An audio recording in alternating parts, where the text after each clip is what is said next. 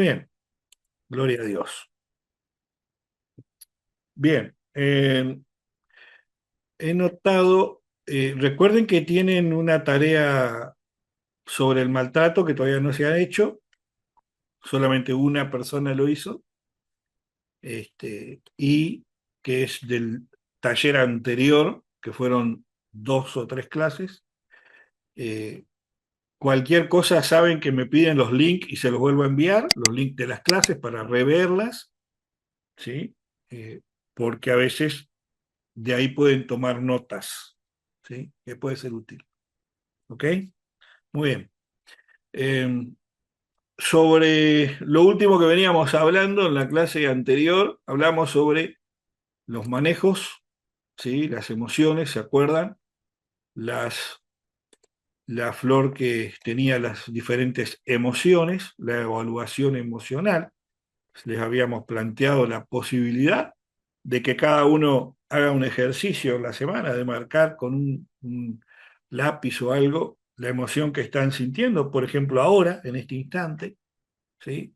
Para que puedan ver alrededor de esa emoción las emociones que están circulando, la emoción de la que vienen y la emoción a la que pueden ir.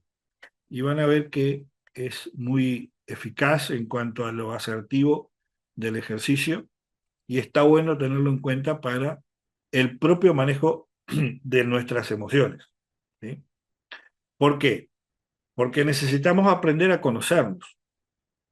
Nosotros necesitamos conocernos más y mejor. A veces tenemos reacciones que no sabíamos que íbamos a tener. Eso también tiene que ver con nuestra evolución natural de la vida, ¿sí? Nuestra evolución natural.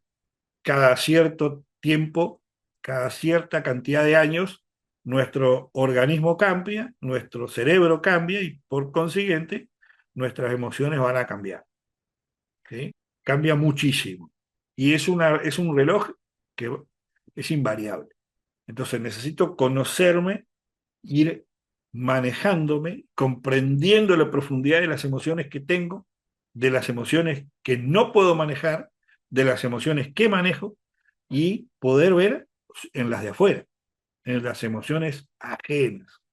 Porque en el liderazgo yo voy a tratar con mis emociones y con las emociones ajenas. Siempre voy a depender del Espíritu de Dios, pero eso no cambia el hecho de las emociones propias y las ajenas. No lo va a cambiar nunca. Entonces, necesitamos tener claro eso, ¿sí? Implica que cuando yo manejo mis emociones, al manejar la emoción, manejo mi acción, mi accionar, lo que voy a hacer antes, durante y después de la emoción. Mateo 5, 23 y 24 dice lo siguiente: por tanto, si traes tu ofrenda al altar y allí te acuerdas de que tu hermano tiene algo contra ti, deja allí tu ofrenda delante del altar, anda y reconcíliate primero con tu hermano, entonces ven y presenta tu ofrenda.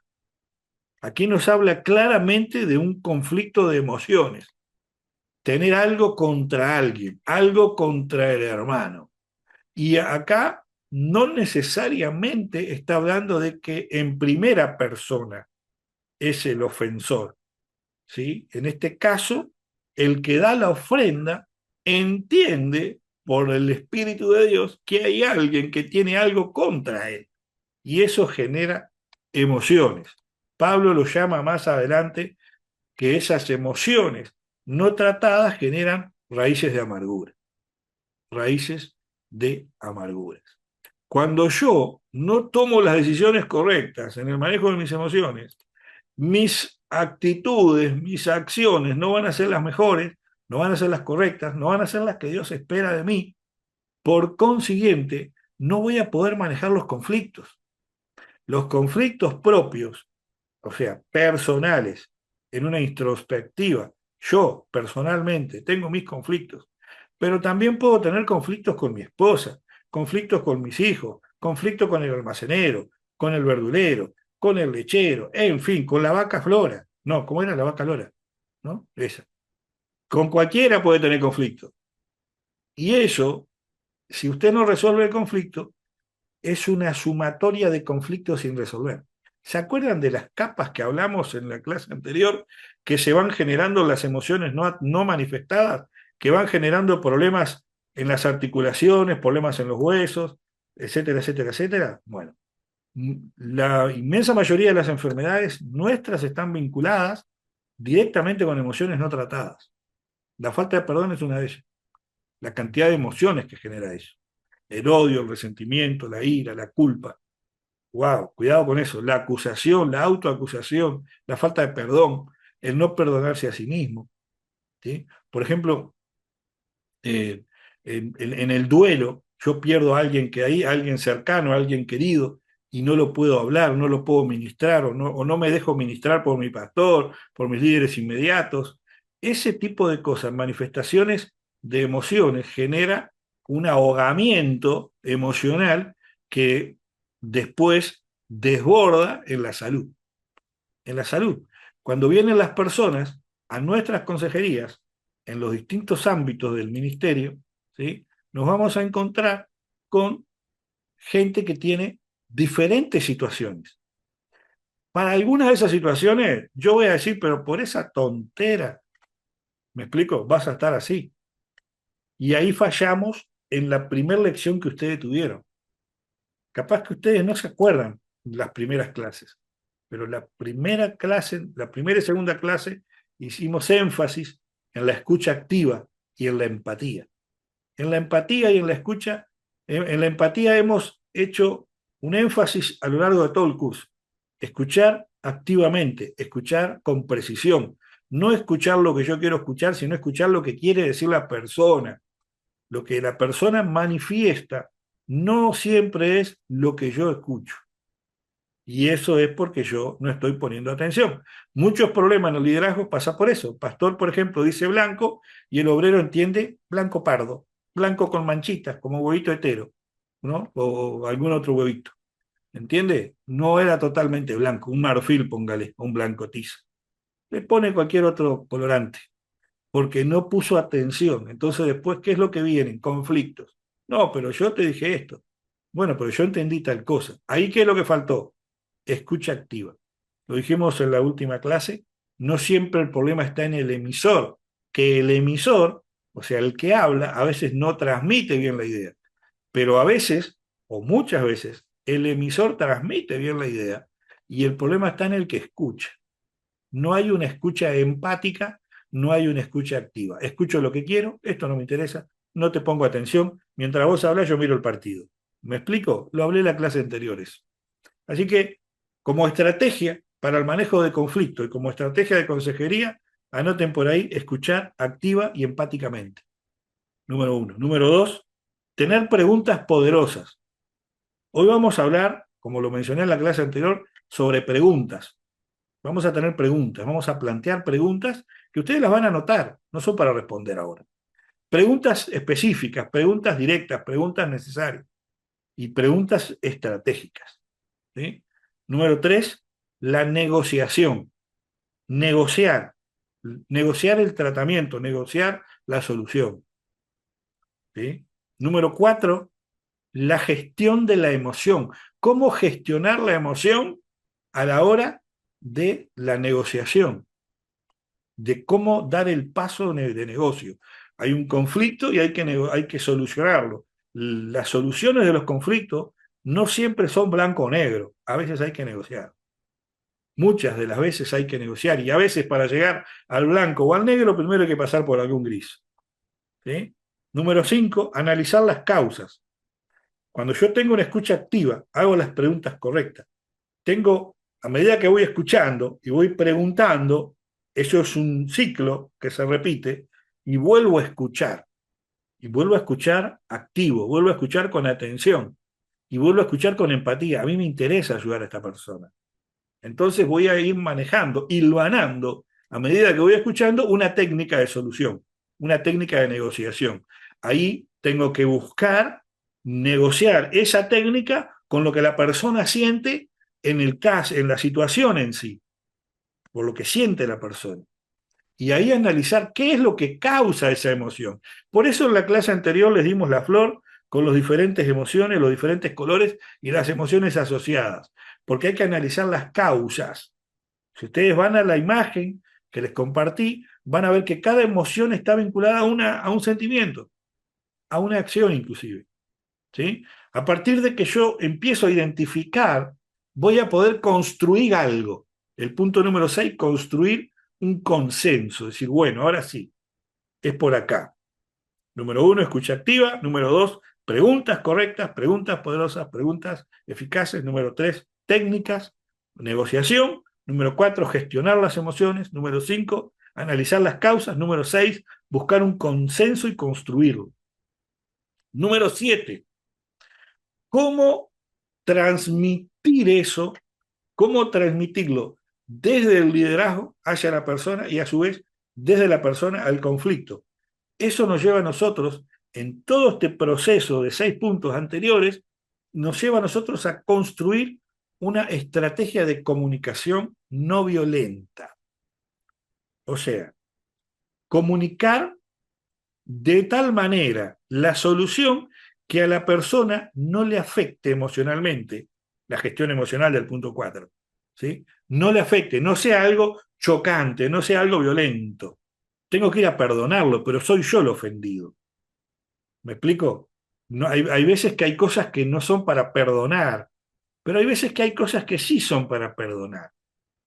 El hecho de que la persona esté ofendida, ¿ah? No siempre la persona está ofendida por una ofensa, ¿sí? Por ejemplo, ¿qué pasa con los pastores? Muchas veces los pastores somos víctimas de líderes que nos dividen la iglesia, de líderes que salen hablando cosas de nosotros. Muchas veces los pastores somos blancos de eso. El hecho de ser blanco de eso no significa que estemos ofendidos. Y hay muchos justifican de que el pastor tiene que ir a pedir disculpas por cosas que no hizo. Entonces, en esos casos, cuando no hay ofensa, cuando ya se habló con la persona, no hay que ir a buscar otro ámbito de negociación, porque ya se habló con la persona. No en todos los casos se habla con la persona. Hay casos en los cuales las personas realmente están heridas, realmente están ofendidas y es necesario que haya una estrategia de comunicación que no sea violenta, que no afecte más, que no empeore las cosas, ¿sí? Y a partir de ahí, a partir de ahí, desarrollar, ¿verdad? La habilidad como líder para transformar la situación. Y eso se logra con un proceso de consejería. No se logra de la noche a la mañana. No se logra de la noche a la mañana. ¿Por qué? Porque hay gente que está en la iglesia durante mucho tiempo y nunca va a consejería. Entonces es difícil construir algo con esa gente. Es muy difícil construir un líder. A los líderes hay que construirlos, hay que formarlos. Y los líderes muchas veces no se dejan formar, porque no se dejan aconsejar, no se dejan ministrar, nunca piden consejo, no piden dirección, hacen su vida. Entonces, esos líderes no están en condiciones de liderar a nadie por el hecho de que no se dejan liderar, y segundo, no están en condiciones de aconsejar a nadie porque no buscan consejo. Lo uno lleva al otro, es necesario y es indisoluble. No podés cambiar ese principio que Jesús nos dejó. Jesús nos dejó en su palabra la forma correcta. ¿Sí? Entonces, hablamos recién de las preguntas. Vamos a ir rápidamente a las preguntas. Pueden anotar por allí. Preguntas. ¿Sí? Preguntas para hacer en consejería. ¿Sí? ¿Cuál es la raíz del problema según tu opinión? Miren que la pregunta es estratégica, ¿eh? ¿Cuál es la raíz o la razón del problema según tu opinión? Que no va a ser la misma que la del otro lado, ¿verdad? O convengamos. Y más aún, cuando yo hice el curso de coach en inteligencia emocional, ¿sí? A nosotros nos enseñaron que en el liderazgo, por ejemplo, en este momento hay 7 alumnos en la pantalla, ¿sí? Si los 7 estamos involucrados en un conflicto, van a haber 7 opiniones distintas. O la misma opinión con diferentes matices. ¿Se entiende? Entonces, ¿cuál es la raíz del problema? Según tu perspectiva. Número 2, volviendo a la imagen de las emociones con los colores que les pasé la semana pasada. ¿Qué emociones estás sintiendo ahora o experimentando ahora con este problema? ¿Qué emociones estás sintiendo ahora con este problema? Número 3, ¿qué necesidades o qué valores sientes que no están siendo cumplidos en esta situación? ¿Por qué? Lo enseñamos en la clase anterior. Cuando algo falla, cuando yo me ofendo, es porque cruzaron mi estándar de valores. ¿Me explico? Cruzaron mi línea. Hay que ver qué valor o qué es lo que yo siento que está siendo violado en mi escala de valores. Para decir, me ofendió, me dolió, me lastimó. ¿Sí? Porque lo que para uno puede ser grave, para otro puede ser nada. Por eso te vas a enojar. ¿Me entienden? Porque lo que para uno no es nada, para otro puede ser una bola de nieve enorme. ¿Sí? Número 4. ¿Cómo pensás o cómo piensas que podemos abordar esta situación para que todos nos sintamos escuchados y respetados? ¿Cómo pensás o cómo crees que podemos abordar esta situación para que todos nos sintamos escuchados y respetados? Número 5. ¿Cuáles son las posibles soluciones que usted piensa ahora que podemos lograr, ¿sí? Para satisfacer ambas partes del problema o ambas caras, ¿no? Porque para el problema se necesita más de uno. Un problema de uno es difícil. ¿Ah? Seguimos. Número 1, 2, 3, 4, 5, 6. ¿Qué acciones concretas podemos tomar ahora para caminar hacia una solución? Ahí está la negociación. Ahí está la negociación. Técnica de negociación, construcción de consenso, que sería el 3, el 7, el 6 y el 7. Estrategia de comunicación no violenta. ¿Sí? ¿Qué acciones concretas podríamos tomar ahora para avanzar hacia una solución? 8. ¿Cuál es la mejor manera? Pongan atención a esta. ¿Cuál es la mejor manera de comunicar tu preocupación a la otra persona para que te entienda mejor? Porque acá está la comunicación asertiva y la escucha empática. ¿Sí? Como les dije recién, a veces no es el que transmite o el que emite, sino el que recibe, el que no quiere escuchar, o el que entiende cualquier cosa. ¿Sí? Otra, dentro de lo que es la negociación y encontrar estrategias, ¿qué compromiso estás dispuesto a hacer para que se resuelva este conflicto de manera eficaz? ¿Qué compromiso estás dispuesto a hacer para que se resuelva este conflicto de manera eficaz?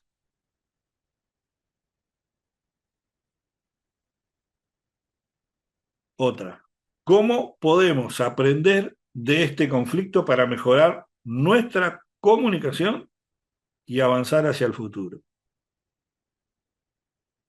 Porque acá estamos hablando de gente que estamos ministrando muchas veces en el ámbito del hogar, en el ámbito de la pareja o en el ámbito laboral.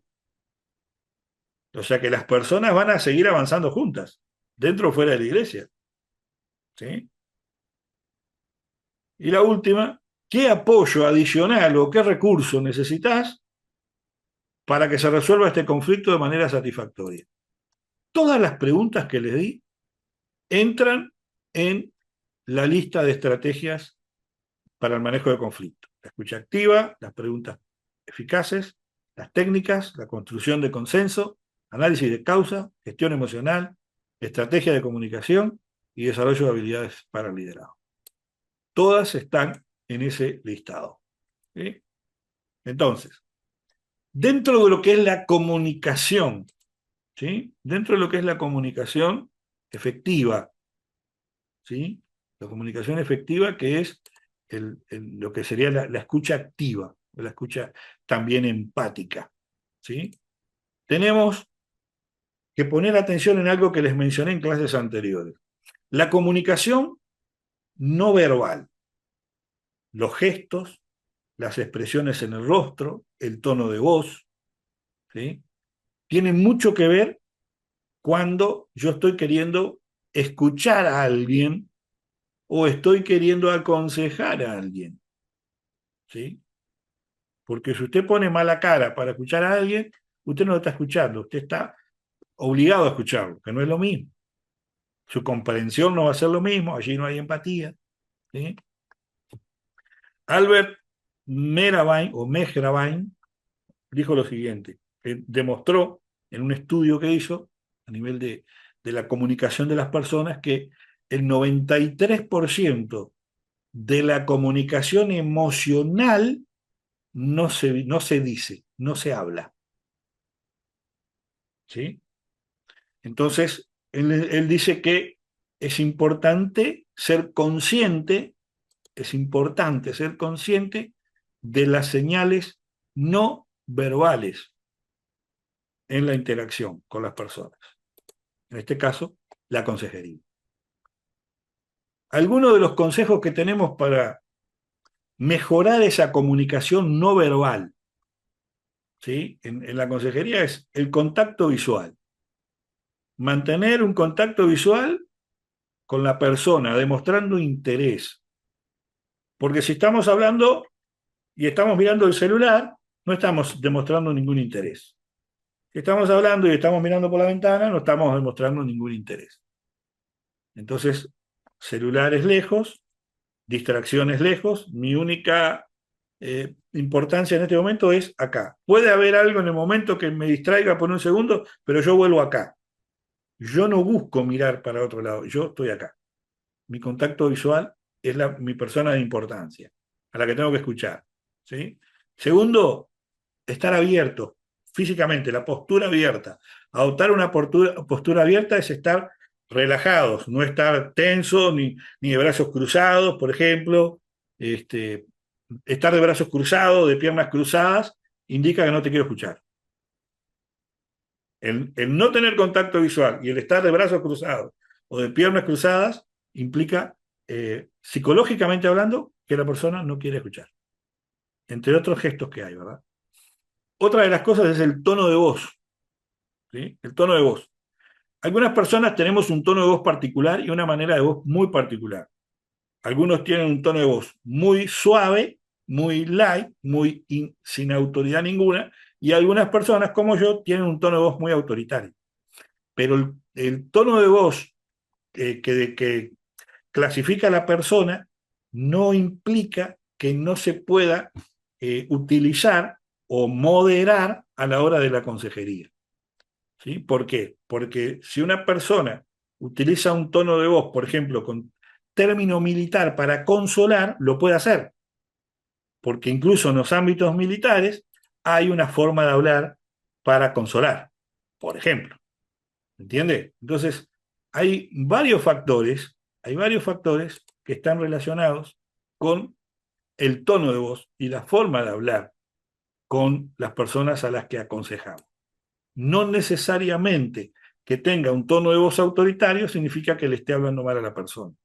Y no necesariamente que tenga una voz dócil y apacible significa que carezca de autoridad. Son cosas muy distintas, ¿vieron? Son cosas muy distintas. Puede ser una persona con un tono de voz muy autoritario que no tiene autoridad ninguna. Y puede ser una persona con un tono de voz muy apacible con una tremenda autoridad. Y cuando hablamos de autoridad a todo nivel. ¿Sí? A todo nivel. ¿Sí? Entonces, el tono de voz debe ser equilibrado de acuerdo a la circunstancia en la cual estamos nosotros envueltos en ese momento o en la cual estamos relacionándonos para la consejería. ¿Sí? Vamos a hablar de 10 señales de acción en la consejería que están fundamentadas en 10 emociones. En 10 emociones. ¿Sí? Bien. ¿Cuáles son las 10 emociones fundamentales? Las 10 emociones fundamentales.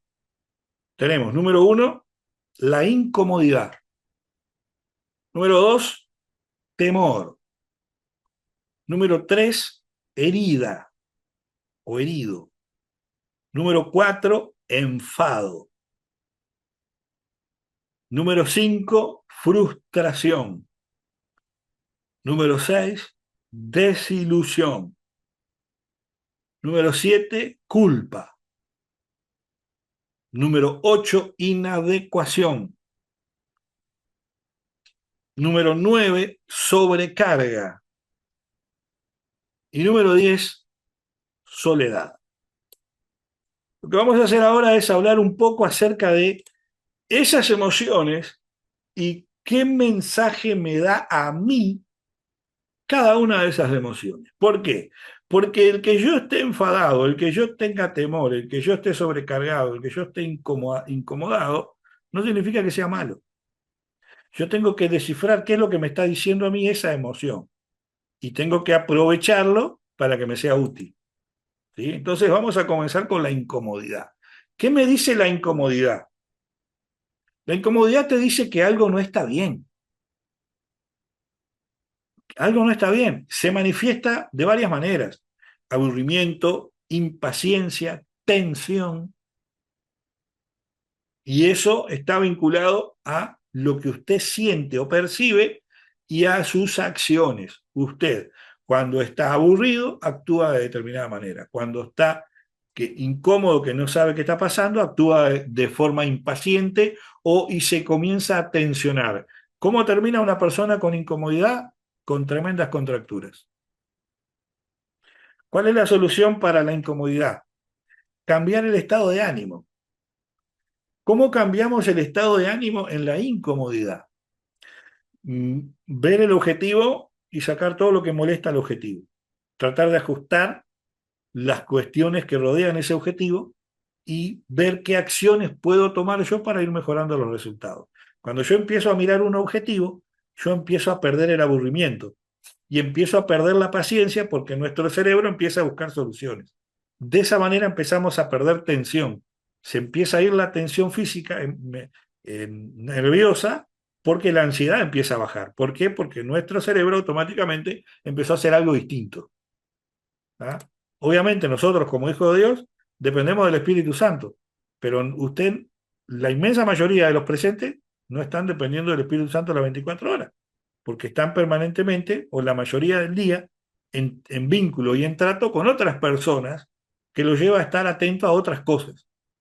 Para estar atento al Espíritu Santo las 24 horas habría que estar encerrado en una casa las 24 horas, desconectado del mundo, conectado únicamente con Dios. Pero mientras estemos en este mundo, tratando con gente inconversa, tratando con los problemas cotidianos, no vamos a estar atentos a muchas otras cosas que van a estar dándonos determinados eh, conflictos de emociones, ¿sí? Y reacciones. Entonces la incomodidad es importante porque nos muestra a nosotros que algo no está bien y nos ayuda a nosotros a afinar nuestra puntería en cuanto a las metas o en cuanto a lo que tenemos que hacer en el día. Una buena administración del tiempo es fijarnos las cosas que podemos hacer en el día. Lo enseñamos en liderazgo hace como 2 años.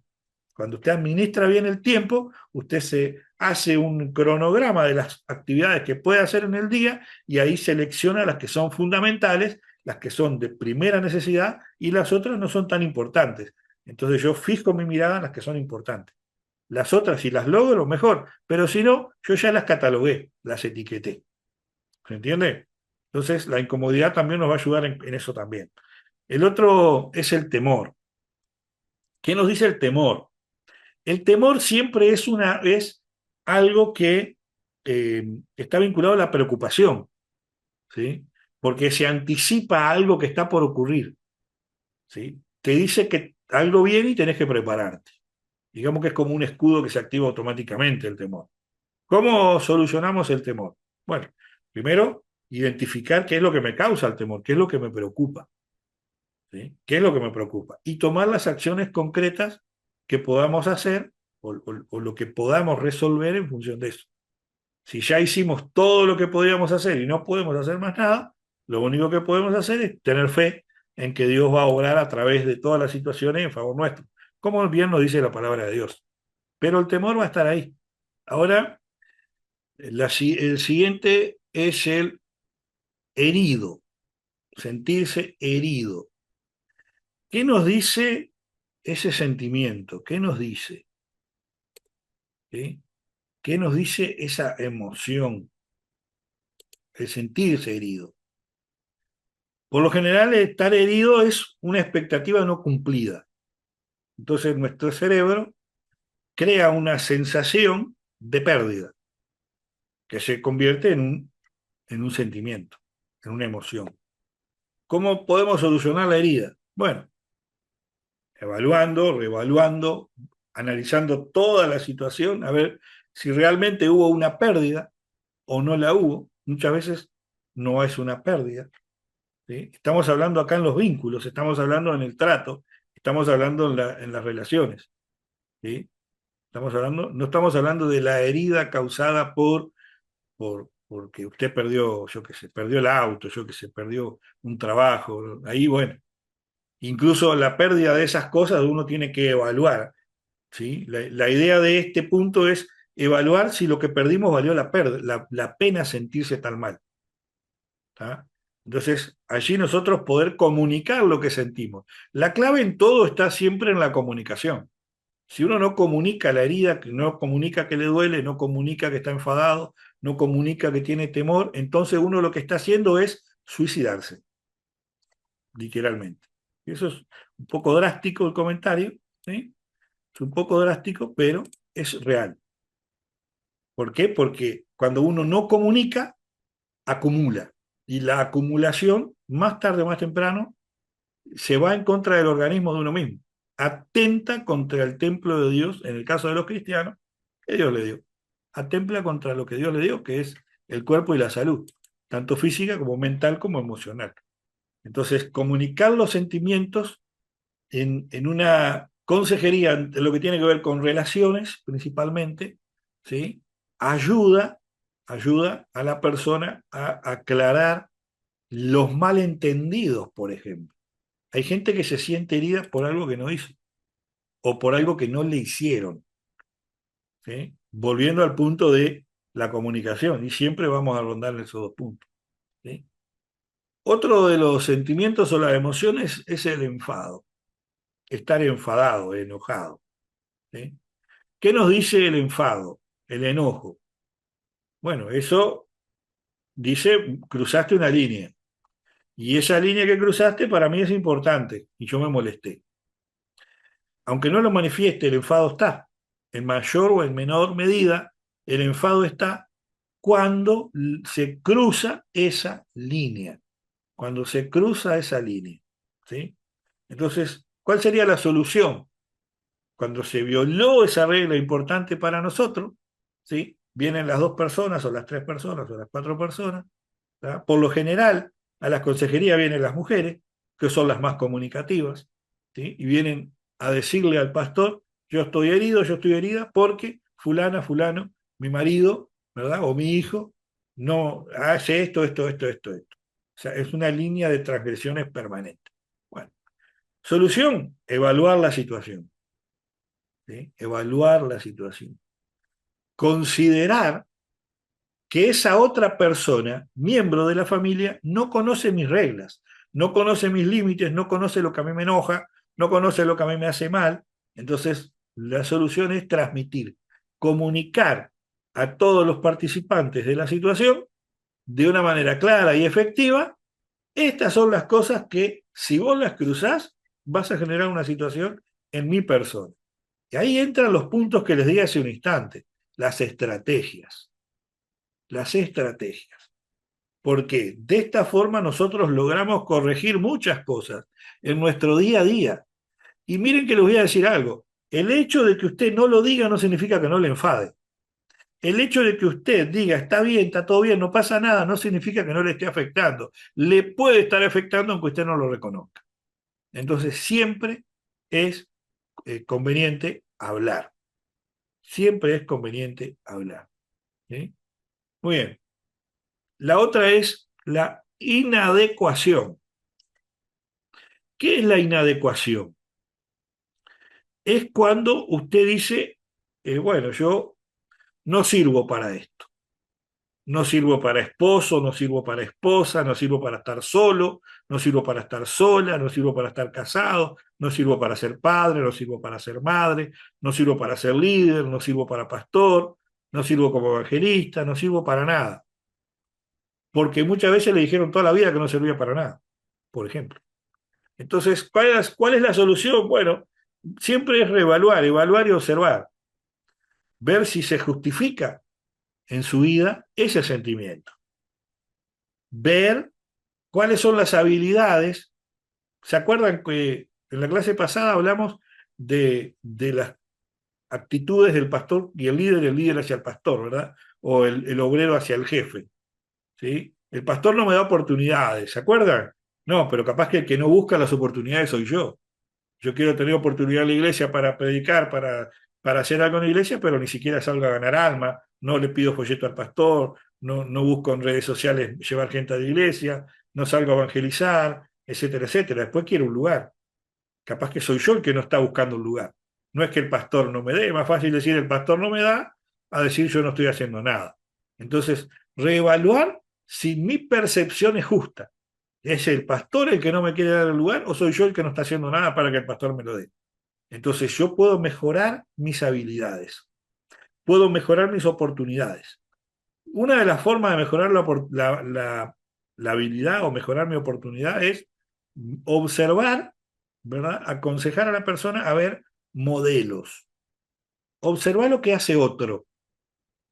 ¿Qué es lo que está haciendo otro dentro del entorno en el cual vos te envolves? Por ejemplo, en lo que tiene que ver la iglesia. ¿Qué es lo que hacen otros líderes que vos no estás haciendo? Porque a esos otros líderes de pronto le está yendo bien y a vos te está yendo mal. ¿Qué es lo que vos no estás haciendo? Que ellos sí. Entonces, reevaluar, y siempre es reevaluar, y todo nos va a llevar a observarnos, todo nos va a llevar a corregirnos. Entonces, la solución es reevaluar, a ver qué es lo que realmente yo estoy haciendo, qué es lo que no estoy haciendo, por lo cual me siento inapropiado, inadecuado o incompetente, y qué es lo que podría hacer para mejorar. ¿Hay alguien que lo está haciendo bien y está logrando lo que yo quiero, pero yo no lo alcanzo?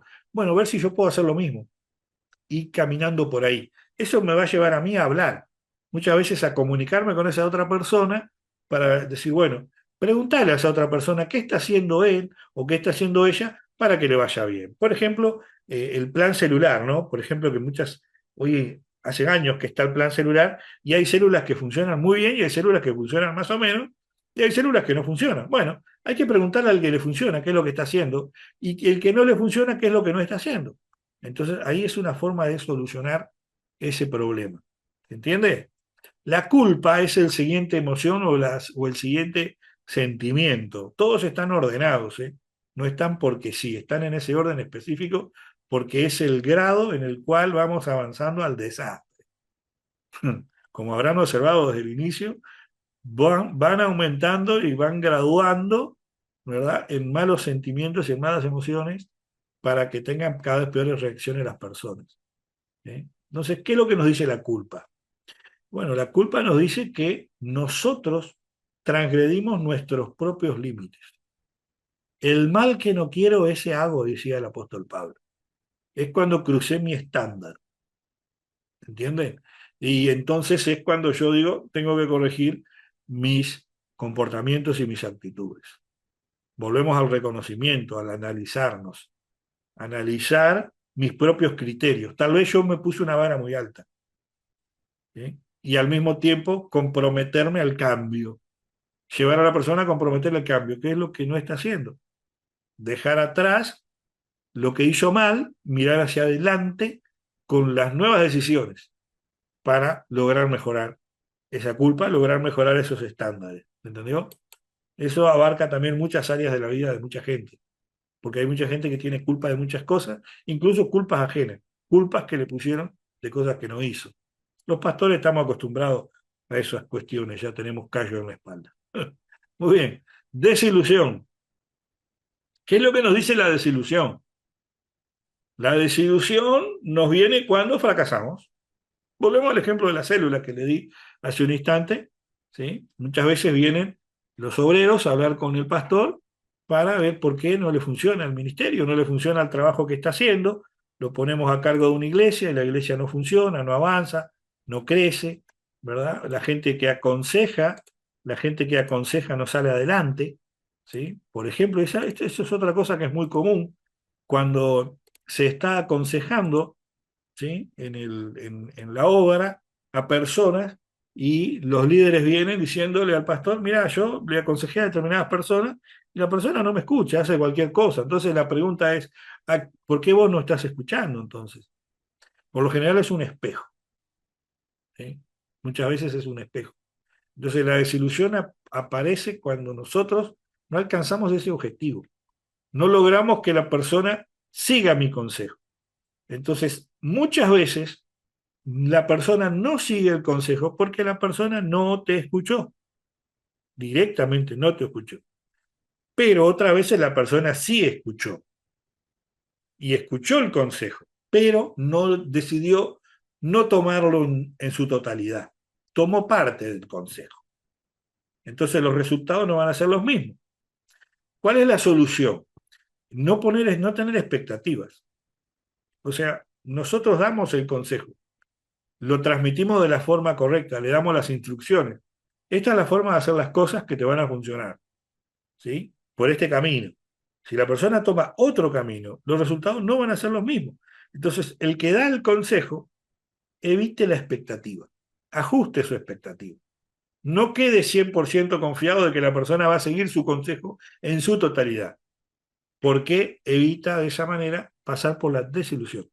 De esa manera aprendemos de las situaciones, ¿sí? De nuestros propios errores y establecemos maneras de enfrentar la consejería. Porque va a llegar la gente que ustedes van a aconsejar y no los va a querer escuchar. Se los digo como pastor y los pastores estamos ya muchos acostumbrados a que lamentablemente no nos sigan los consejos. ¿Qué pasa cuando se van dando toda esta seguidilla de emociones y de situaciones? Por ejemplo, la desilusión, la culpa, la inadecuación, el enfado, la herida, el temor, la incomodidad. Cuando todo esto no se trata, cuando la persona no transmite su interior, empieza algo que se llama la frustración. Cuando ya es un cúmulo de cosas, comienza la frustración. La frustración nos dice que lo podemos hacer mejor de lo que lo estamos haciendo, pero no lo hacemos. O sea, sabemos que ese es el camino, pero no lo hacemos. Y nos frustramos, o la persona se frustra porque sabe que es por ahí, pero no lo hace. Wow. Viene la pregunta, ¿por qué no lo hago? ¿Por qué no sigo el consejo? ¿Por qué dejé que pasara todo esto? Frustración. ¿Cuál sería la solución del mensaje de la frustración? De la frustración. Bueno, tomar el saber lo que hay que hacer como una señal buena. Yo sé que tengo que hacer eso. Entonces, tal vez lo que me está faltando es la forma de hacerlo. Y a veces, y acá vuelvo al otro punto, ¿sí? Al otro punto, de preguntarle al que lo logró cómo lo hiciste, cómo llegaste hasta ahí, para que yo no me frustre. Voy a seguir con el ejemplo de la célula porque es el primero que me llegó y me quedó práctico, ¿no? Cuando mi célula no funciona, yo me puedo frustrar, listo. Pero entonces yo necesito ver con quien le está funcionando qué es lo que está haciendo para que le funcione. Entonces, la solución pasa por aceptar la frustración, aceptar que yo sé lo que tengo que hacer, buscar la forma de hacer lo que tengo que hacer y para lograr esa forma estar abierto a ir a un tercero, a ir a otro que me ayude. En este caso es un par, un igual, o mi pastor, mi autoridad inmediata. ¿Sí? Cuando nada de esto se hace, cuando todo lo que dije no se hace, viene algo en la mente del hombre y en las emociones de las personas que se llama la sobrecarga. La sobrecarga. Acá es cuando nosotros estamos ya al borde de la crisis. Es cuando nosotros ya estamos al borde de un pico de estrés. ¿Sí? ¿Qué nos dice la sobrecarga? Bueno, que estamos y queriendo hacer mucho sin tiempo, sin espacio, sin oportunidades. Aunque tenga todo el tiempo del mundo, aunque tenga todo para hacerlo, la persona piensa que es mucho en poco tiempo. Ya no le da el cuerpo. ¿Por qué? Porque acumuló emociones y sentimientos y no trabajó con ninguno. Ahí vienen los picos de estrés, los picos de ansiedad, contracturas, tumores, incluso cánceres, vienen a consecuencia de esto. Soluciones, bueno, priorizar, como les dije, administrar los tiempos y tareas. Administrar los tiempos y las tareas. ¿Para qué? Para yo ver cada cosa que tengo que hacer con el tiempo necesario, con el tiempo adecuado. ¿Sí? Decir no cuando es necesario decir que no para evitar el agotamiento. ¿Sí? Y de esa manera evitamos los picos. Evitamos los picos. Y al mismo tiempo, si hacemos lo correcto en cada uno de los momentos, en cada una de las emociones, por eso la flor de colores que les di, vamos a poder manejarnos mejor y vamos a tener mejores resultados. Y la consejería va a ser mejor, porque no podemos dar también lo que no tenemos. Si nosotros estamos frustrados, ¿cómo podemos aconsejar a alguien a que salga de la frustración? Si usted está sobrecargado y con pico de estrés, ¿cómo le va a ayudar a otro a salir de ahí? Si usted está en desilusión, con culpa, herido, con temor, ¿cómo va a poder usted ayudar a otro si usted no lo ha logrado? Si usted no lo ha logrado. Entonces, si bien dependemos del Espíritu Santo, tenemos nosotros una parte importante en nuestra vida que cumplir porque nos afecta a nosotros mismos. Nos afecta a nosotros mismos. ¿Sí? ¿A qué nos lleva el no trabajar con nada de esto? A la soledad. A la soledad. Gente que está totalmente rodeada de gente y está más solo que el cero. Que tiene todo para sentirse bien y solo se siente mal. Nada lo satisface. Soledad es una necesidad absoluta de conexión y de compañía, aunque esté rodeado de gente. Es un estado. ¿Sí?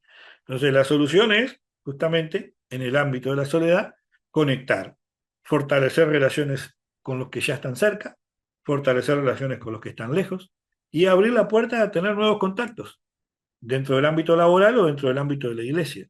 Siempre está bueno que podamos interactuar. Yo siempre fui a favor de que el hombre de Dios y la mujer de Dios tenga vínculos con los demás. No somos, no vivimos en una caja, somos seres sociales. No podemos estar encerrados en una caja. Necesitamos hablar con los pecadores.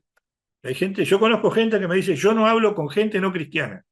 Yo conozco gente que me dice que no se vincula con nadie no cristiano. Entonces me pregunto, ¿cómo hace para hablar de Cristo? ¿Cómo hace para mostrar su vida transformada, su vida de testimonio? Porque es muy fácil mostrarse cristiano con los demás cristianos, pero hay que mostrarse cristiano con los perdidos. Entonces la conexión con los demás es importantísima. ¿Sí? Entonces, como podemos ver, allí tenemos 10 emociones o sentimientos que son estratégicas, que afectan a todas las personas. ¿Sí? Al mismo tiempo hay otras emociones. Hay otras emociones, ¿sí? Y les voy a dar a ustedes 10 más, 10 emociones más, pero contrarias a las otras. ¿Sí? Estas son emociones de power, poderosas. Emociones que les van a llevar a ustedes a lograr cosas, les van a llevar a ustedes a alcanzar objetivos y a saber administrarlos, manejarlos y aprovecharlos. ¿Me entiende? Bien. Estas emociones están todas enfocadas en la inteligencia emocional. Estas emociones le va a ayudar a usted a, en el manejo efectivo de sus emociones y en el liderazgo. Y en el liderazgo. ¿Sí? Se las voy a nombrar. Todas, todas están en la Biblia. Todas. Número uno, el amor y la calidez. ¿Sí? O el amor y la amabilidad. El amor. Dos, el aprecio y la gratitud. El ser agradecidos, el valorar. Número tres, la curiosidad. Número cuatro, la pasión. Número cinco, la determinación. Número 6, la flexibilidad. Airaos pero no pequéis. Ahí tienen un versículo. Número 7, confianza en sí mismo. Número 8, alegría. Número 9, vitalidad. Y número 10, contribución. Y no estamos hablando de diezmo acá. Vamos a ver una por una cada una de ellas. ¿Sí? El amor, la calidez, la gratitud, ¿verdad? La amabilidad, en fin. ¿Cómo, cómo usted eh, puede hacer para mejorar ese? Y son preguntas que usted se hace en cada una de ellas. ¿Cómo puedo yo expresar más amor en mi día a día? Y esto es para ayudarla a usted, ¿eh? Esto es para potenciarlo a usted como líder. ¿Cómo usted puede expresar más amor a las personas que le rodean? En el entorno del hogar, en el entorno laboral. ¿Cómo usted puede ser una persona más cálida en el entorno familiar o en el entorno de, de la iglesia o del trabajo? Mm. La gratitud. Pregúntese, son todas preguntas. ¿Qué acciones usted puede tomar para mejorar el aprecio y la gratitud hacia las personas que le rodean? A su pastor. Usted es agradecido con su pastor, usted aprecia a su pastor, usted aprecia a su esposo, usted aprecia a su esposa, usted aprecia a sus hijos, es agradecido con ellos. ¿Fortalece esas relaciones? Uno las fortalece. Porque si uno está agradecido, uno las fortalece. No las desprecia. Curiosidad, ¿sí? La tercera que vimos, curiosidad. Curiosidad. ¿Qué pasa con la curiosidad? ¿Cómo yo mantengo viva mi curiosidad para ser como niño, como Jesús dijo? ¿Mm? ¿Cómo estoy fomentando yo que lleguen a mi vida ministerial nuevas ideas, nuevas perspectivas, para crecer como obrero, para crecer como pastor, para fomentar mi aprendizaje continuo, para mejorar en mi vida laboral y en mi vida familiar? Curiosidad. Pasión, pasión. ¿Qué actividades o qué proyectos o en qué actividades o en qué proyectos yo estoy involucrado dentro de la iglesia o dentro de mi ámbito laboral o en mi casa, ¿verdad? En cuál estoy involucrado con entusiasmo? ¿Para qué? Para lograr nuevos niveles de objetivos, nuevos logros y tener una mayor satisfacción personal o satisfacción del todo, de todos los involucrados.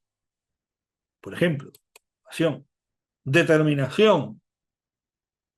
¿Cómo puedo yo cultivar un mayor compromiso con las metas de la iglesia, con las metas del pastor, con las metas del ministerio, en el caso de la iglesia, o con las metas de la familia, o con las metas de la empresa, o con las metas del trabajo al cual yo pertenezco?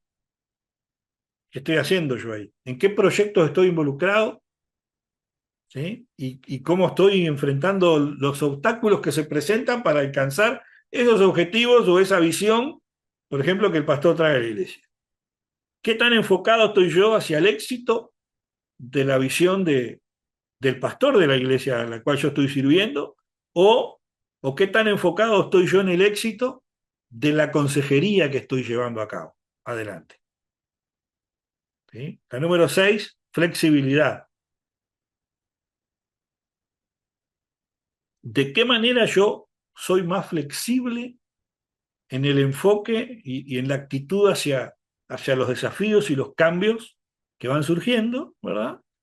Tanto en la iglesia como en la familia como en el trabajo, ¿sí? O en la misma consejería, que a veces de una semana a la otra o de un mes a otro, dependiendo cómo usted lleve la consejería, nos permita adaptar mejor a esas circunstancias, a esas situaciones que van cambiando y así ver en esa situación una oportunidad de cambio o de mejora o de lograr lo que quería, el objetivo.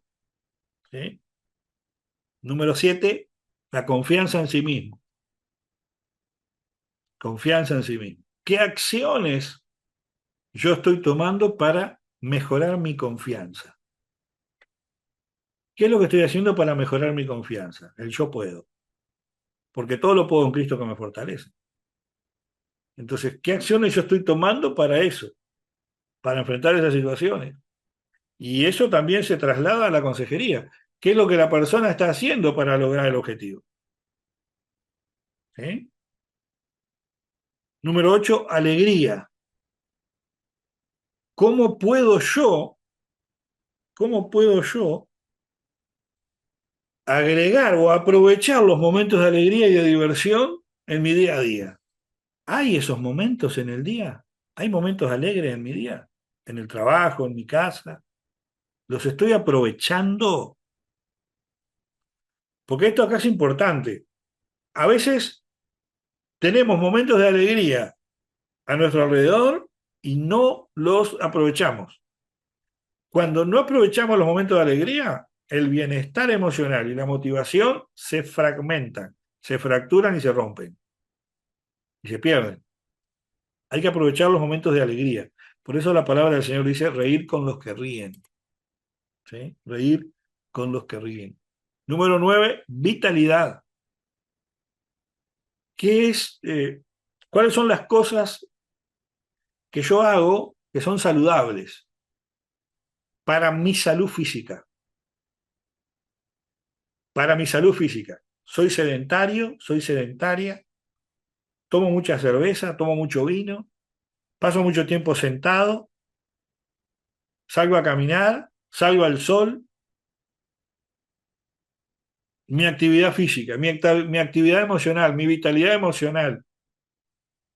Hablo, transmito mis emociones, transmito mis frustraciones, permito que me ministren para tener vitalidad emocional. Si esas cosas fallan, la vitalidad de la persona va a estar reducida a vivir enfermo. ¿Por qué? Porque su físico está deteriorado y sus emociones están deterioradas. Cuando las emociones están deterioradas, las capas se van acumulando en el organismo. Y la última es la contribución. ¿Sí? ¿Cómo puedo yo mejorar lo que estoy haciendo para mi entorno?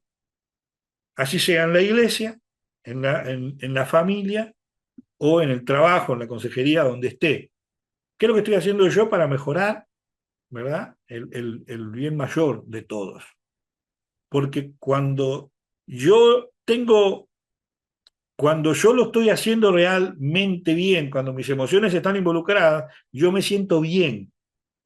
¿Cuándo me siento bien? Cuando estoy dando. Si yo no me siento bien por ayudar a otro, entonces no estoy involucrando mi emoción. Simplemente le doy. Como de pronto alguien en el semáforo nos pide una moneda y le damos una moneda. No sentimos nada, le dimos una moneda.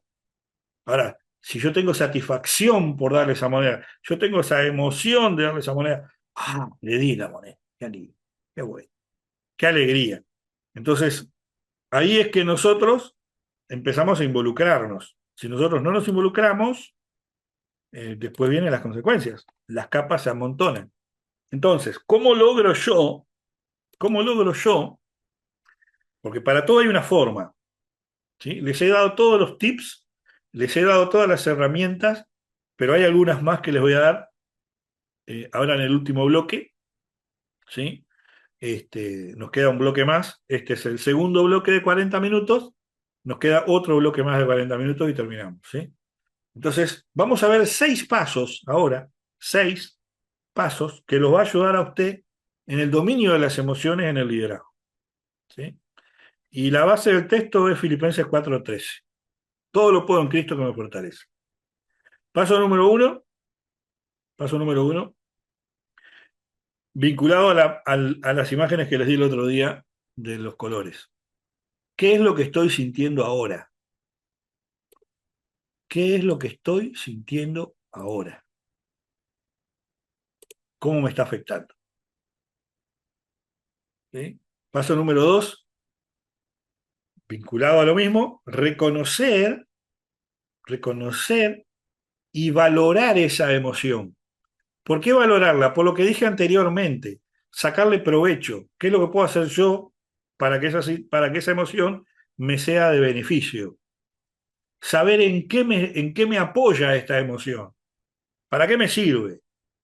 ¿Sí? Lo dijimos en el bloque anterior. Paso número 3, tener interés en lo que me transmite esta emoción. O sea, yo siento esta emoción, pero la voy a dejar por ahí, lo sentí más nada, ya se me va a pasar. No, no, no. ¿Qué me deja a mí esto? ¿Qué me ofrece? ¿Cómo lo puedo aprovechar? ¿Para mí o para otro? ¿Sí?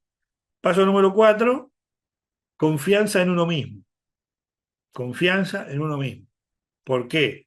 Porque si tengo esta emoción, es parte de mí, la puso Dios. Y si esta emoción la puedo manejar, o entiendo que no la puedo manejar, todo lo puedo en Cristo que me fortalece. El Señor me va a ayudar, me va a dar la fuerza para manejar esta emoción y sacar lo mejor de ella, para mí o para mi aconsejado o para mi entorno. Paso número 5, ¿sí? Asegurarme de que puedo con esta situación. No solo hoy, no solo ahora todo lo puedo en Cristo que me fortalece, no solo ahora puedo encontrarle la vuelta a esta emoción, sino que mañana también, aunque no llegó el mañana, pero yo ya sé que mañana voy a poder también, porque el Señor va a estar ahí, ¿sí? Y el último paso es hacerlo, dominar esa emoción, manejar esa emoción y no ser manejado por ella, ¿sí? Porque si la emoción me maneja, yo perdí el carácter. Mi carácter va a estar dominado por la emoción, ¿sí? Hay gente que confunde muchas cosas en cuanto al carácter y, y a los sentimientos y las emociones, ¿sí? Por ejemplo, vamos a hablar un poco de esto ahora cuando reiniciemos, ¿sí? Vamos a hablar un poco sobre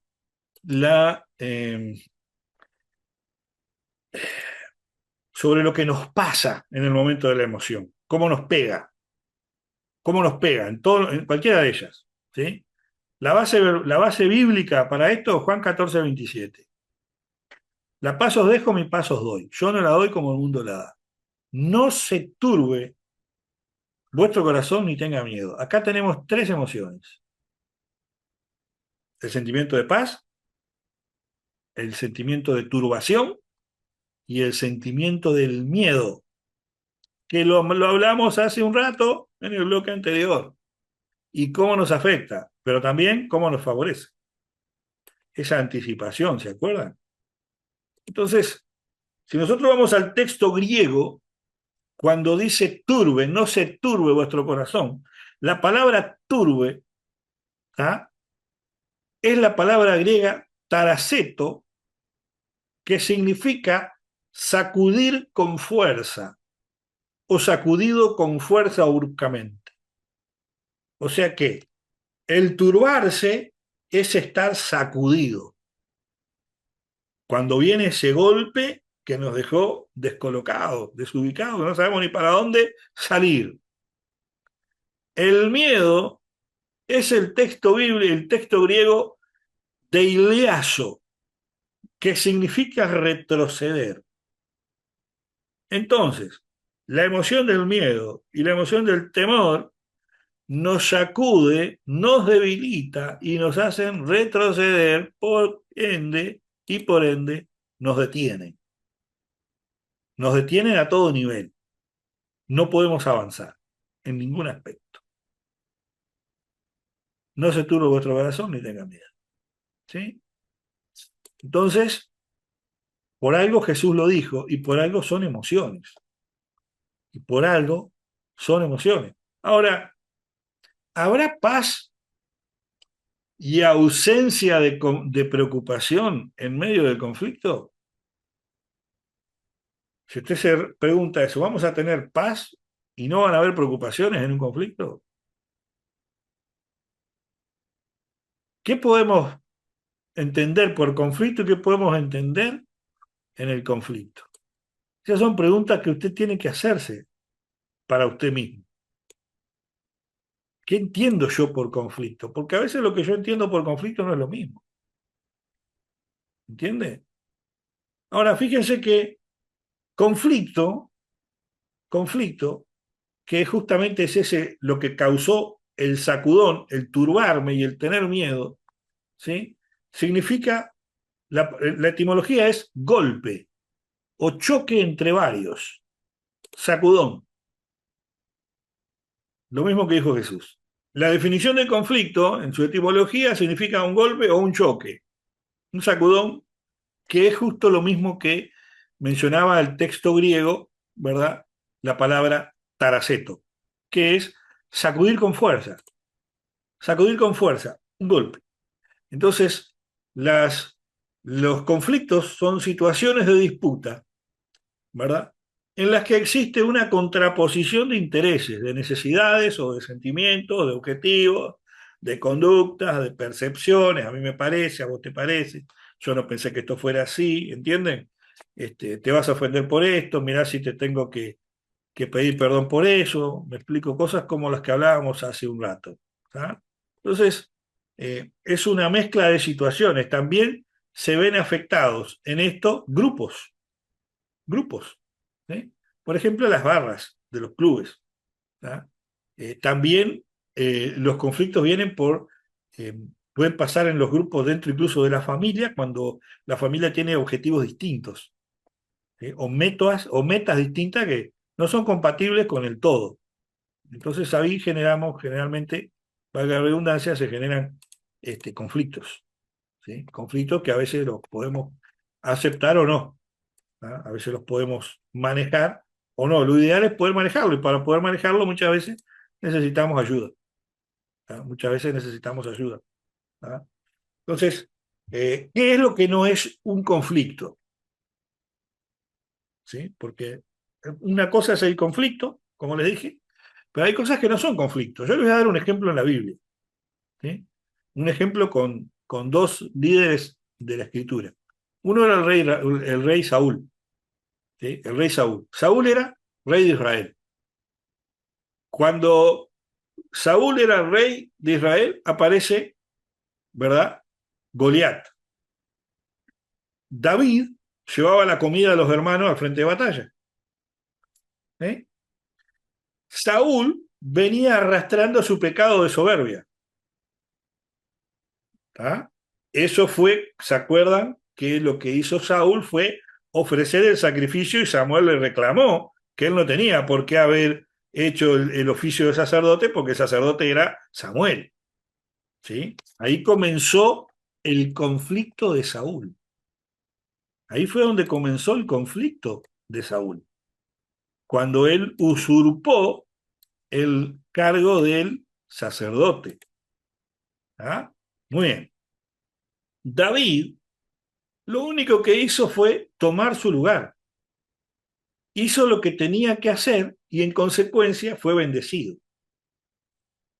¿Qué pasó? David, cuando le fue a llevar la comida a los hermanos, ya había sido ungido rey. Cuando fue a enfrentarse a Goliat, ya había sido ungido rey. Y ahí es donde comienza el conflicto de David. El conflicto de Saúl empezó cuando perdió su reinado y el conflicto de David empezó cuando fue ungido rey. ¿Por qué? Porque David fue ungido rey frente a toda su familia. Y su promoción fue delante de la nación de Israel. ¿Cuándo fue el ungimiento? En la casa de su padre, delante de sus hermanos.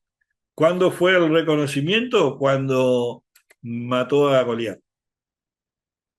¿Entiende? Entonces, cuando nosotros vemos el conflicto, ¿ah? Vemos el de ambos o vemos el de uno. Cuando hay conflictos entre personas, a veces son conflictos separados o a veces es el mismo conflicto. El conflicto no es un problema, el conflicto no es una crisis y el conflicto no es una persona. El conflicto no es una persona. ¿Entienden esto? Entonces, ¿qué es lo que pasa acá? ¿Qué es lo que pasa acá? Siempre el conflicto tiene una razón de ser. En el caso de Saúl, la desobediencia. En el caso de David, la obediencia.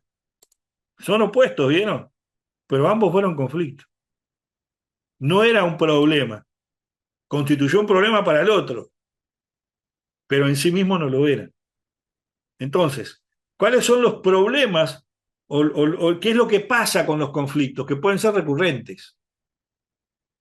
Y muchos conflictos generan destrucciones.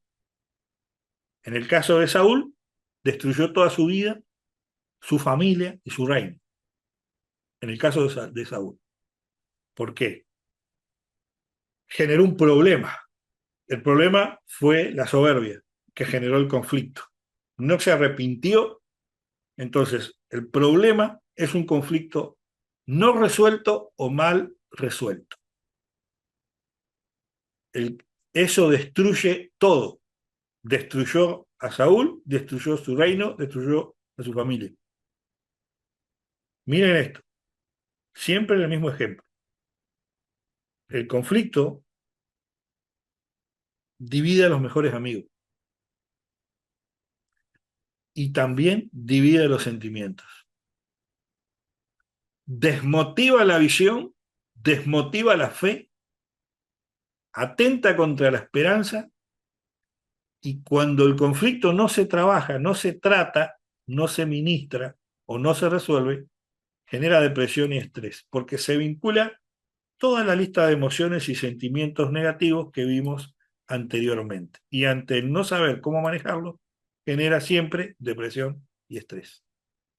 Entonces, nosotros necesitamos el desafío para promover conflictos que construyan, como el de David. Entonces, vamos a ver el conflicto como un desafío, como una oportunidad. Reconocer que es un desafío para lograr algo mejor. Lo que en este momento puede ser un conflicto, como hizo David. ¿Entiende? Entonces yo necesito eso y atesorarlo para el futuro. Atesorarlo para el futuro. Fíjese que David tuvo muchísimas oportunidades de convertir ese conflicto que había con Saúl, ¿tá? Y ese conflicto de intereses que había, llevarlo a un problema nacional por cuestión del reinado o a un problema espiritual. Y no lo permitió. Nunca David permitió que eso ocurriera, porque David siempre reconoció que, aunque equivocado, Saúl era el rey y nunca quiso ir contra el rey. De esa manera, las actitudes tienen mucho que ver al momento de enfrentar los conflictos y resuelve los conflictos en el proceso y muchas veces antes de que sean un problema. Eso lo podemos trasladar a la familia. Lo podemos trasladar a la familia. La familia, cuando por ejemplo vino la pandemia, apareció un gran Goliat que generó muchos miedos, muchos pánicos, mucha soledad. Un gran Goliat apareció. Y muchos Saúles tomaron malas decisiones. Pero también aparecieron muchos David, que le creyeron a Dios y siguieron adelante en la pandemia. Como un acto reciente, ¿no? Como algo reciente. ¿Sí? Cada uno de ustedes, cada uno de nosotros, según la etapa evolutiva que estemos en nuestra vida natural, también esa etapa evolutiva de manera natural se traslada a la familia, porque en la casa hay adolescentes, niños, abuelos, padres, madres, cada uno de ellos tiene su rol, cada uno de ellos ocupa un lugar y entre ellos hay fricciones. ¿Saben por qué? Porque los roles generan fricciones, siempre, porque la convivencia genera fricciones por los roles, porque cada etapa evolutiva tiene una edad distinta, tiene pensamientos distintos, tiene intereses distintos, tiene valores distintos, expectativas distintas, y hace que eso sea inevitable el conflicto. ¿Entiende? Ahora, ¿cómo yo soluciono para que todo el curso me sea efectivo? ¿Cómo yo lo soluciono? De la manera correcta y no de la incorrecta. ¿Cuál es la incorrecta? Evitarlo. Evitar el problema. Evitar el problema o evitar el conflicto no es una solución al conflicto. Negarlo tampoco. Minimizarlo tampoco. Sobredimensionar el conflicto tampoco soluciona el conflicto. Competir a ver quién tiene el conflicto más grande tampoco soluciona el conflicto. complacer a la persona que en la situación de conflicto, complacer a los demás para minimizar, digamos, tampoco soluciona. Y confrontarlo fuera de tiempo tampoco lo soluciona. Reaccionar con agresividad o por impulso tampoco soluciona el conflicto. ¿Y qué conflictos son esos que ocurren dentro de la familia con la diferencia de edad y con los roces generacionales que ocurren por la evolución natural de la vida? Conflictos interpersonales, conflictos de pareja, todo dentro de un mismo techo, ¿no? En la consejería. Conflictos interpersonales, conflictos de pareja, conflictos padres con los hijos, conflictos entre los hermanos. Los hermanos siempre se van a pelear, ¿sí? Siempre. Conflicto con los abuelos, conflicto con los tíos. Todos son conflictos y pasan bajo el mismo techo. Todos son conflictos. ¿Y saben qué pasa con esos conflictos? Todos están hacia afuera. Todos los que les leí son hacia afuera. No son internos. No son internos. Son conflictos hacia afuera. No son internos. No pertenecen a usted. ¿Sí? Entonces, ¿cuáles son las causas? Lo dije al principio, el ciclo evolutivo. El ciclo evolutivo es la edad o la etapa vital. Les mencioné, joven, adolescente, niño, anciano. ¿Sí? De allí. Dentro del mismo techo, otra causa común del conflicto es el trabajo. Mucho trabajo o falta de trabajo.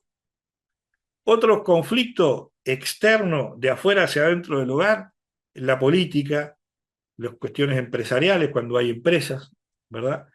Que haya una huelga, un paro en la empresa o en el colectivo, en el ómnibus, en el tren, en el subterráneo, etcétera, que genera presión dentro del hogar, que son de afuera. Otro es, por ejemplo, cuando hay una estructura dentro del hogar que se ve afectada. Por ejemplo, que varios dentro de la casa no tengan trabajo. O varios dentro de la casa tienen poca salud, muchos problemas de salud que generan mucho gasto. ¿Sí? Y genera mucho gasto y entra poco dinero. Y otro conflicto que se ve mucho hoy en día, no tanto se veía antes como ahora, y es gastar más de lo que se gana. El consumismo es una causa de conflicto. Hay hombres y mujeres que son compradores compulsivos. ¿Sí? Compradores compulsivos. Eso genera conflicto. Hay otros conflictos que también se encuentran dentro del hogar que tienen que ver con la atención. Pero esos son causados por el estrés que puede generar el cúmulo de conflictos en uno o en varios o en todos, la angustia causada por los mismos, el desinterés, ¿verdad? A nivel general, por la familia o por el conflicto en sí mismo. ¿Sí? En todos los casos, en todos los casos, hay que tener cuidado porque los conflictos que no son atendidos y que no son tratados, ¿sí? Vieron el ejemplo de Saúl y David. El conflicto de Saúl no fue sanado, terminó mal, terminó en una raíz de amargura que le causó la muerte. Hebreos 12:15. Pablo dice, mirad bien que nadie deje de alcanzar la gracia de Dios, de que ninguna raíz de amargura brotando cause dificultades, y por ellas muchos sean contaminados. Se arraigan los conflictos y se perpetúan los conflictos por generaciones y trae muerte.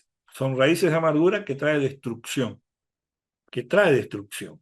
¿Se entiende? Y que a veces nosotros generamos esos cambios, generamos esas situaciones para bien o para mal. ¿Entiende? Entonces tenemos que tener cuidado porque los conflictos, cuando no son tratados y sanados, se generan cosas a largo plazo y después es una bola de nieve imparable. ¿Sí? Por algo, Hebreos 12:15 nos habla de ese tema. Cuatro conflictos comunes y recurrentes. Las necesidades, las cosas que faltan. Conflicto de necesidades, conflicto de valores, ¿sí? Más en este tiempo, conflicto de valores, conflictos en la comunicación y conflictos de las relaciones, ¿sí? ¿Cómo nosotros manejamos esa complejidad de conflictos en la familia? Bueno, volvemos a la escucha. Escucha activa, asertiva y empática, ¿sí? volvemos al tema. Prestar atención, que fue el punto 2 que hablamos hoy temprano, prestar atención a las formas de expresión corporal, la comunicación no verbal que hablábamos hoy. ¿Entiende? Pero también a la comunicación verbal y a la comunicación emocional, la expresión emocional. ¿Qué emociones está expresando la persona? Si está llorando, si está apático, si está melancólico. ¿Entiende? Algo que es muy importante, no hablar por atrás, hablar de frente. Ah, porque fulano dijo y mengano dijo de vos. No, no, hablarlo de frente. Si no lo podés hablar de frente, mejor no lo hables. Hablar de frente es mejor que hablar por detrás las cuestiones cuando hay problemas para resolver. Hablar en presencia de los involucrados. Si no se puede hablar, por algo es. ¿Sí? No hablar fuera de tiempo. El momento oportuno para hablar hay que aprovecharlo. No siempre es el momento oportuno. ¿Sí? Y por supuesto, estar dispuesto a que haya un cambio del otro lado. Porque la persona puede venir por una consejería, pero acá cabría decir esta pregunta: ¿qué haces vos si esto cambia? ¿Vas a seguir en la misma posición realmente? ¿Qué haces vos si esta situación cambia? ¿Sí? Estar dispuesto al cambio. ¿Sí? Proverbios 15:1, ¿no? Como base para este tipo de consejería: la blanda respuesta quita la ira, mas la palabra áspera hace subir el furor. La lengua del sabio emplea bien el conocimiento, mas la boca de los necios profiere sandeces. Los ojos de Jehová están en todo lugar, mirando a los malos y a los buenos. ¿Sí? Entonces, digamos que para ir cerrando este taller, todos los conflictos que hemos manejado en todas las áreas que hemos tratado de ver: la familia, la niñez, la adolescencia, las adicciones, los matrimonios, las emociones, todas son propias del ser humano, todas están a nuestro alrededor, siempre vamos a tener conflictos a nuestro alrededor. Ellos pueden ser una oportunidad para nosotros aprender, para nosotros sanar o para poder sanar a otros. ¿Sí? En el entorno de nuestro hogar, en la interna, podemos construir matrimonios muy fuertes y familias muy fuertes, o destruirlas si no aprovechamos los conflictos. Y eso es aprovechar el conflicto para hacer algo bueno. ¿Sí? Aprovechar el conflicto para sacar algo bueno de ahí. Porque el conflicto no es el problema. El problema nunca va a ser el conflicto, no se confunda. El problema es lo que usted hace por o con el conflicto. ¿Cómo reacciona usted al problema? Ahí viene la situación. ¿Cómo reacciona usted? Si viene una falta de trabajo, una enfermedad, tengo que estar dispuesto a yo hacer algo por el conflicto para que no sea un problema. ¿Se entiende? Para que no sea un problema. Entonces, ¿qué hago yo? Lo que yo haga va a determinar si ese conflicto se convierte en un problema o no. ¿Sí? Entonces, volviendo al texto de Juan 14:27, la paz os dejo, mi paz os doy, yo no la doy como el mundo la da. No se turbe vuestro corazón, ni tenga miedo. Juan 14:27, y Romanos 12:18 dice: si es posible, en cuanto dependa de vosotros, estén en paz con todos los hombres. Estén en paz con todos los hombres. Y acá terminamos este ciclo de charlas, de consejería estratégica. Hemos tratado de abordar todos los temas posibles